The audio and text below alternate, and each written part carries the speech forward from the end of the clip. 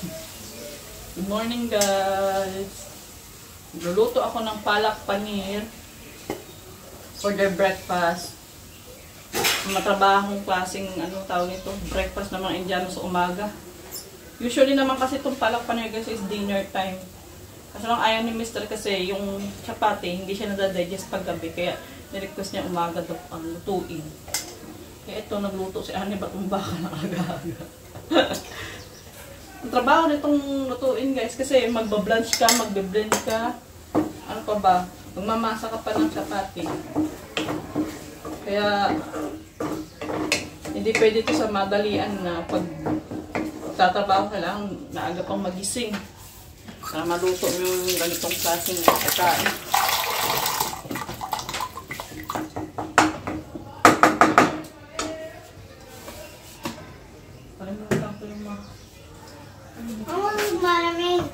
Huh? What are you doing?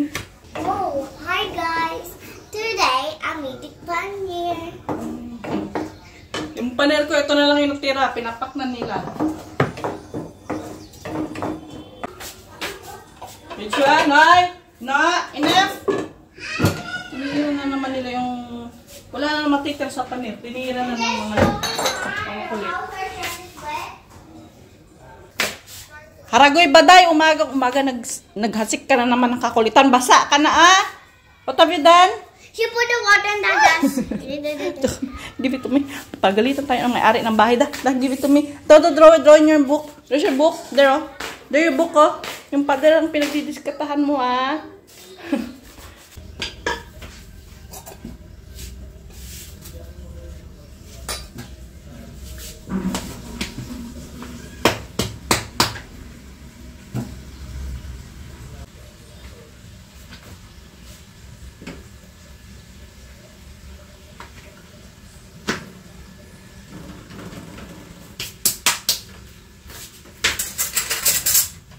Why is there a apple?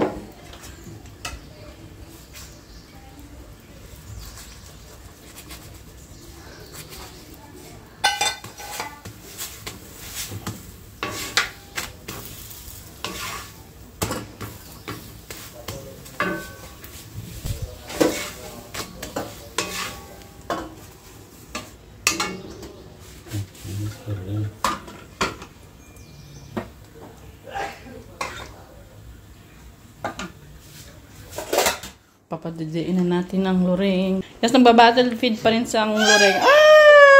Tuwa-tuwa! Pangpatulog niya lang naman yun, guys. Done. Go there. Lie down there on the bed. Tulog na, ha? Aga kasing nagising to si Loreng. Oh, what happened? Go that side. Ha?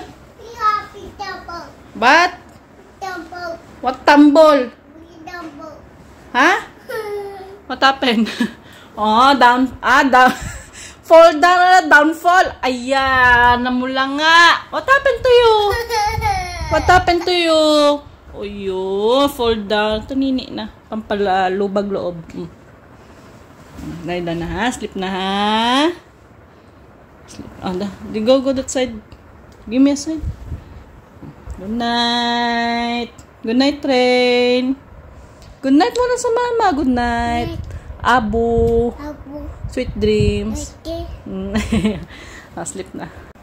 Papahinga muna kami guys dahil medyo maaga-aga kami nagising. Nag-iba na yung mga buto-buto ko. Nag-iba na yung ano ko ba tawag, biological clock ko. Ang aga-aga kong magising kahit medyo late na akong matulog. Sleep na to si Loreng. Baka next week pa linis na namin itong AC dahil medyo may init-init ng pakiramdam. Yung ibang bahay dito guys, nag-start na silang gamit ng AC kasi dito sa bahay namin medyo malamig-lamig pa.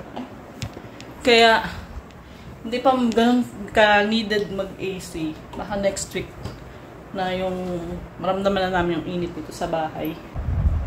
So,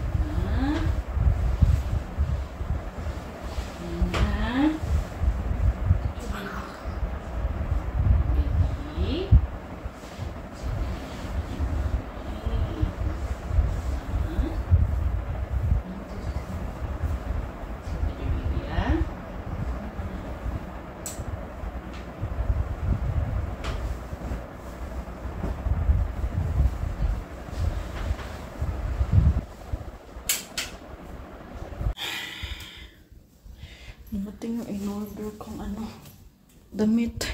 Last week ko pa yung in-order. Saglit lang. Can you please just throw it?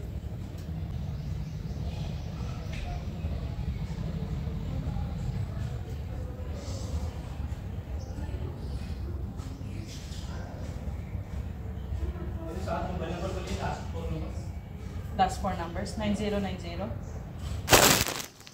Wala siya, guys.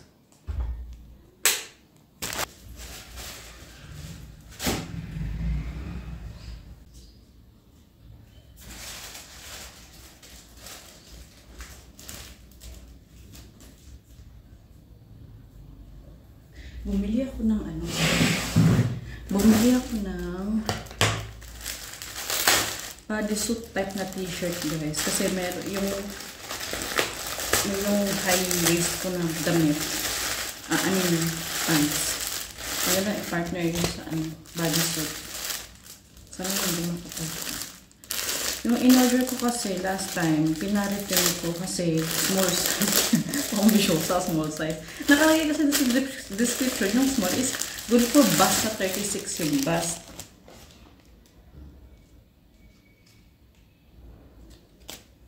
Ito naman medium na. Ito sakto na siguro to sa akin ko. Ito siya, yung bodysuit. Kagandahan lang kasi dito. Hindi na yung ganito. Hindi na ano. Sige. I-try natin ito siya, guys. Gising na ang Loreng. Good afternoon. What's that? What are you doing to your lips out? Aya! Put something later, okay? Lipstick? My lipstick? No. Oh, yes. So, what do you want now? Eat nom-nom? No. Huh? What do you want to eat? Die. Huh? Die. Rice?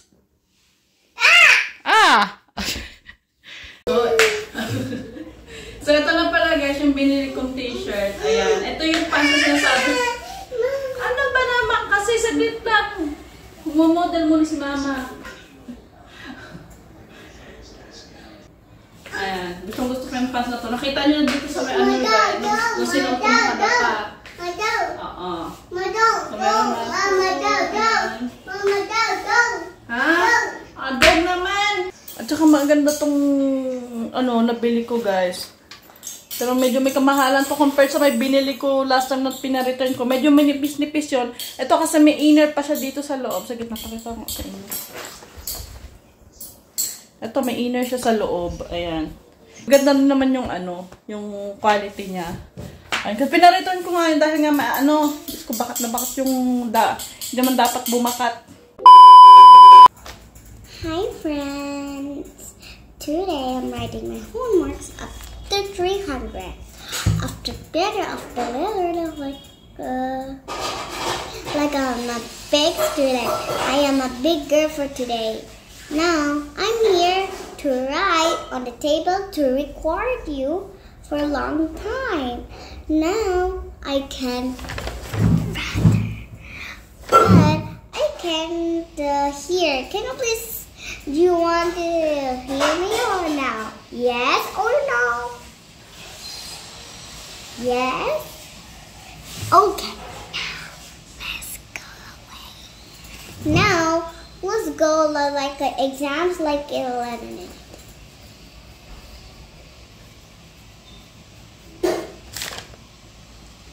So, you can do anything about confirmations to Tomorrow is April 13th. I need to say one speech. Definitely the school is complete for now on. And the exams are complete. Although on the stage, you will still know outside after the stage. And Father will take us to the first room and go to the HOT manager. Go to the tax room. Tax room. Be careful and learn good things, good manners, bad manners, good manners. So learn everything. What are you doing?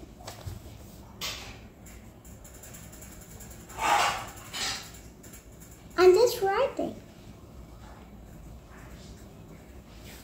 This is my best school ever. I didn't see from now on.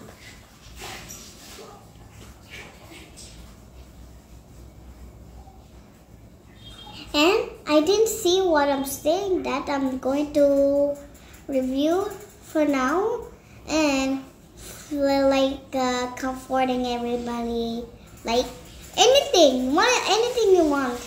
And you can learn what you're doing, what you're saying, what you're doing, and what you're writing. Check your answers. What are you doing in your exams? First practice, then you have to do it yourself.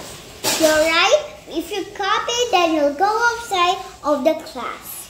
So write goodly what you're writing, what you're doing.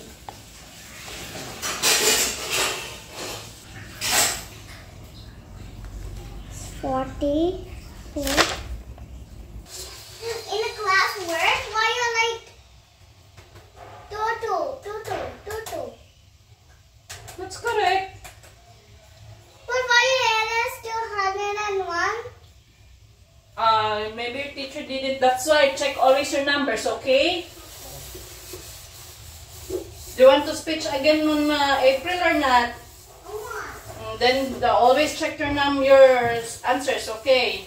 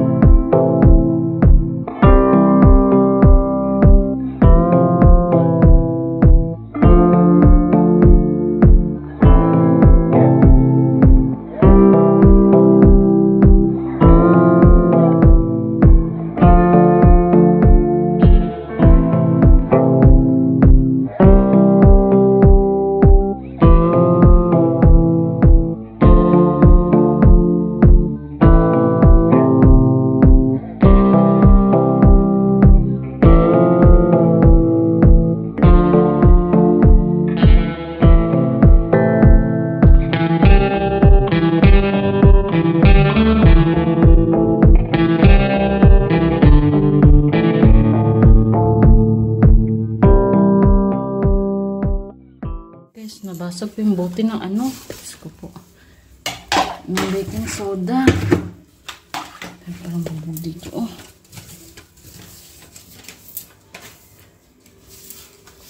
Oh no. Dumula sa kamay ko yung bote. Diyos ko, tingnan mo dito. Baka mamaya maapakan ng mga bata. Ito po, may bubog po. My God.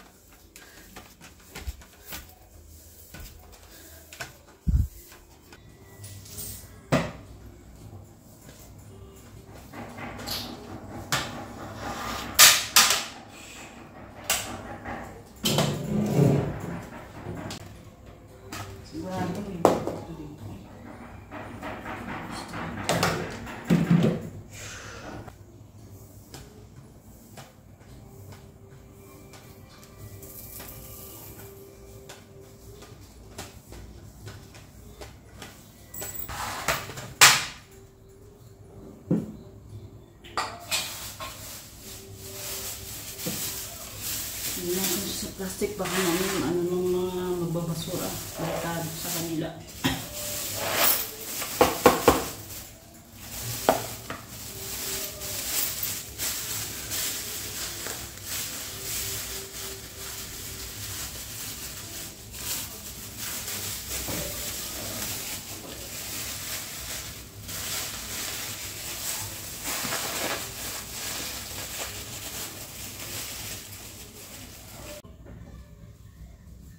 Buti malinaw pa yung mata ko, may bubog pa dito ng ligaw.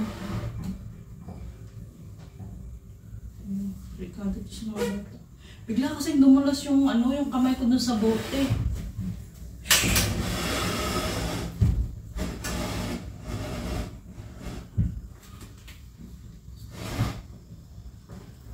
Oh, shit. Meron din dito. Sana lang natira. Naalala ko yung mga bata. Na naman na. Kapag nandito siguro sa bayanan, baka masermon na ako. Lakas pa naman ang paniniwala yun sa mga, ano tawag dito? Mga pamahiin. Ayaw niya nakakabasag ng ng mga babasagin kung gabi. Biyernes yata yun, may nabasag siya. Alam mo guys, umiyak talaga siya. Kasi lakas ng paniniwala niya pag nakabasag doon ng ganitong araw, may mangyayari doon masama. Niyukan niya talaga yun. Alright guys, it's already 1:20 in the morning. And then I end up snapping. Kasi ilang araw na medyo grabe yung mood ko guys. Parang ang bilis-bilis uminit ng ulo ko. Di ko alam ba baka parating yung buwan ng dala ko or maybe because nasosobrahan ako ng kakadayet. Ayan. So, sabi ko, bahala na kung bukas kung tumaba-taba. Hindi naman agad tataba. Gusto ko bukas medyo, or mamaya pagising, hindi crap yung mood ko. Kasi naapektuhan yung mga bata. So, I give up to my, patawag ito, cravings. One breaded peanut butter lang naman. Kahit anong pagod ko sa ginawa kong gawaing bahay, guys. Yung makatulog yung katawan ko, pagod na pagod, pero yung isip ko, hindi ako gising na gising. I guess hindi lang siguro ako nakakaranas ng ganito. May iba din siguro sa inyo nakakaranas ng ganyan. Nabasa na ako lahat dati pa nang makatulog. So, ito nga pa yung kabuoang vlog natin for today. So, gusto kong magpasalamat sa inyo lahat dahil patuloy niyo pa rin po kami sinusuportahan. May nagpa-shoutout nga pala kay Anika, nakalimutan ko na. So, next magpapa-shoutout kita kay Anika. Nakalimutan ko kasi. Alauna na din ng umaga. Kaya yun. So, that's it for today's vlog, guys. Maraming salamat and always po kayong mag-iingat. God bless and good night. Bye-bye!